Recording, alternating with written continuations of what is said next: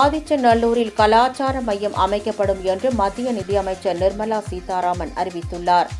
2026-27 நிதி ஆண்டுக்கான மத்திய பட்ஜெட்டை மக்களவையில் இன்று தாக்கல் செய்து உரையாற்றிய அவர், தமிழ்நாட்டின் பொதிகை மலை, இமாச்சலம், உத்தரகாண்ட் மற்றும் ஜம்முவில் மலையேற்றத்தை ஊக்குவிக்க திட்டம் கொண்டுவரப்படும் என்றார்.